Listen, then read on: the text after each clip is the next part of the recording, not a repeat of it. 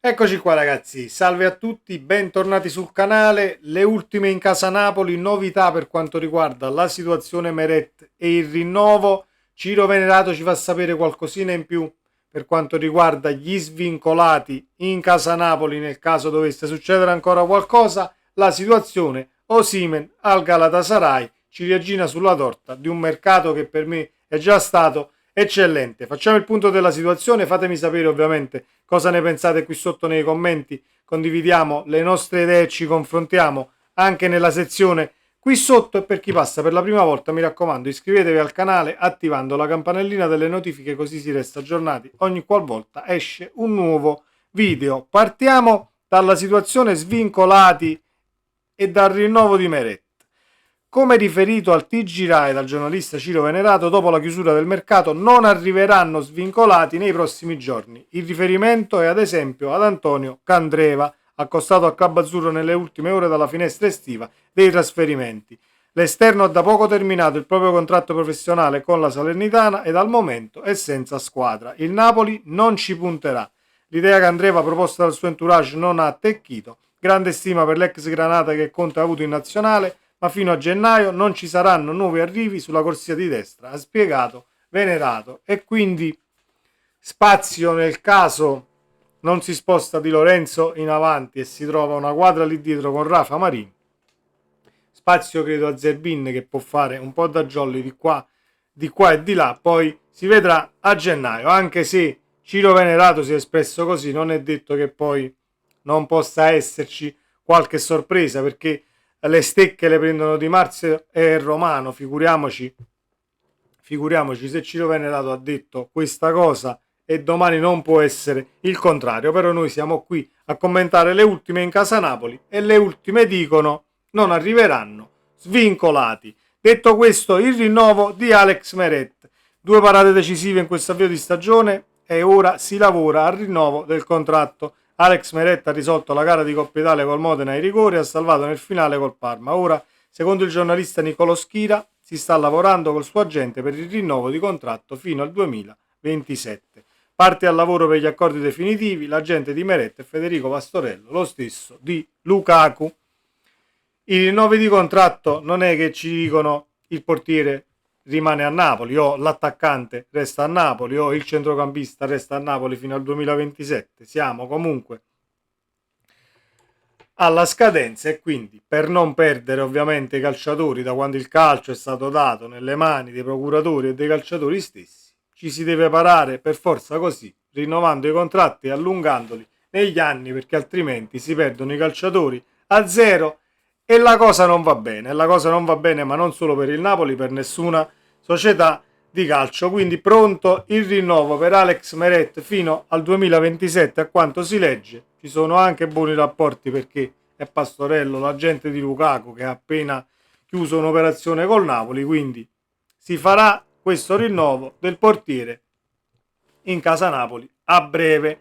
La situazione Osimhen e due considerazioni per quanto riguarda il lavoro che ha svolto Manna e diciamo il Napoli nella totalità, ovviamente il presidente e tutti coloro che hanno partecipato a questa sessione di mercato, concluso con questa ciliegina sulla torta: Osi al Galatasaray in prestito, si pagano tutto l'ingaggio, clausola da 75 milioni che verrà inserita nel rinnovo fino al 2027 per poi non perdere il calciatore, così come ho detto poc'anzi. Manovra più che giusta, perché si era arrivati agli sgoccioli e ovviamente la situazione era degenerata per quanto riguarda soprattutto i rapporti personali. È uscita quella frase, i 5 milioni ce li metti tu nella trattativa con la Lali, e quindi molto probabilmente i rapporti sono completamente finiti, conclusi, non c'è spazio per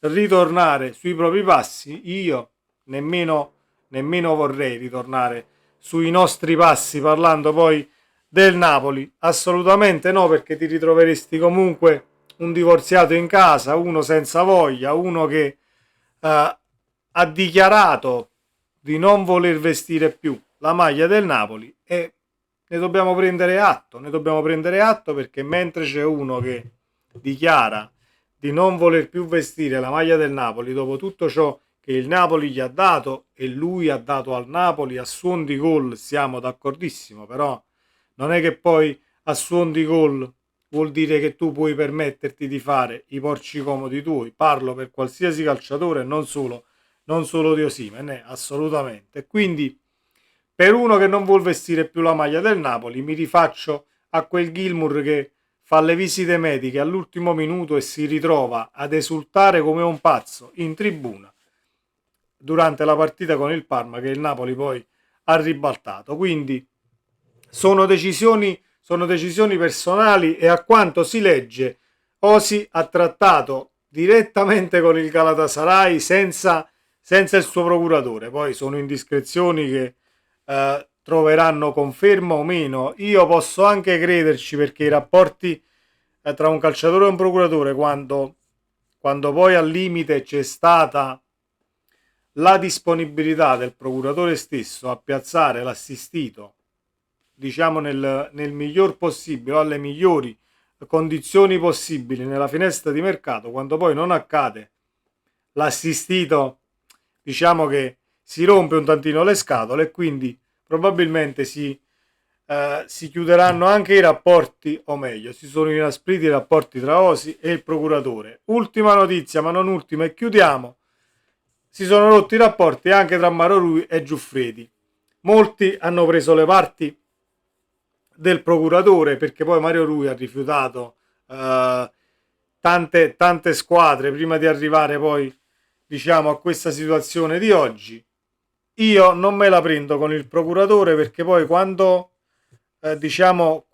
si rifiuta ecco una situazione di mercato, io non credo che sia solo Mario Rui ad avere poi voce in capitolo, ci sono anche delle commissioni per i procuratori, quindi è inutile scagliarsi poi contro il calciatore o solo contro un calciatore, ma la cosa va presa comunque da ambo le parti. È un binomio a livello lavorativo, procuratore e calciatore. Poi il tempo è galantuomo e ci dirà cosa è veramente successo, sia nel dettaglio per tutta la situazione Osimhen, ma uscirà poi nel tempo, così come sono uscite tutte le magagne post scudetto, interviste di calciatori che vanno via e che dopo vuotano un tantino il sacco. Noi saremo qui pronti a raccoglierle e commentarle. Fatemi sapere la vostra ovviamente qui sotto nei commenti. Ci vediamo nel prossimo video, sempre Forza Napoli. Ciao.